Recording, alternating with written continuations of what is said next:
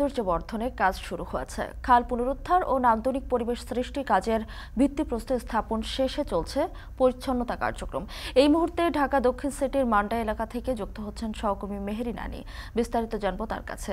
আনি, এই কাজ শেষ হতে কতদিন সময় লাগবে, আর কোন কোন খাল কাজ হওয়ার কথা, কোন কোন খালে কাজ হওয়ার কথা রয়েছে জানাবেন।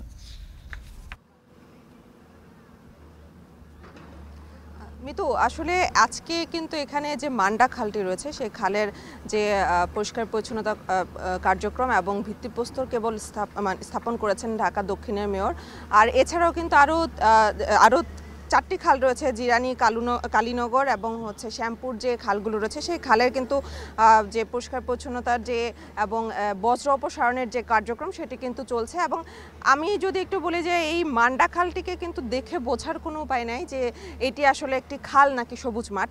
তো সেই জায়গা থেকে এই এলাকার যারা আছেন তারা বলছেন যে প্রতি বছরই আসলে এই এলাকায় যখন বৃষ্টি বা মৌসুম থাকে তখন কিন্তু এই এলাকার যে পানি জলাবদ্ধতা যে পানি জমাট হয় সেই পানি কিন্তু নেমে যাওয়ার জন্য আসলে এই খালটি একমাত্র মাধ্যম। তবে এই খালে এই বজ্র দিয়ে এবং এখানকার যে আগাছা কচুরিপানা দিয়ে ভরা থাকার কারণে আসলে কিন্তু এখানে এই পানি প্রবাহটা কিন্তু বন্ধ রয়েছে, যে কারণে এসব এলাকায় যারা থাকছেন তাদের কিছুটা বৃষ্টি হলে এখানে জলাবদ্ধতার সৃষ্টি হচ্ছে। তবে এখানে এখন এলাকাবাসী আসলে এখানকার কাজ শুরু হওয়ার পরে তারা জানাচ্ছেন যে হয়তো বা কিছুটা তারা আসলে এই জলাবদ্ধতার হাত থেকে রক্ষা পাবেন। এবং এখানে ঢাকা দক্ষিণের মেয়র কিন্তু এসেছিলেন এবং তিনি বলেছেন যে প্রায় যে 900 কোটি টাকার যে প্রকল্প এই 4টি খালের বজ্র অপসারণ এবং যে সৌন্দর্য বর্ধনের জন্য রাখা হচ্ছে সেই প্রকল্পের কাজ কিন্তু আজকে আসলে এই মান্ডা এলাকার যে খালটি রয়েছে এটি দিয়ে শুরু হয়েছে। এবং এখানে তিনি বলেছেন যে এই 4টি খালের মধ্যে কিন্তু শুধু এই মান্ডা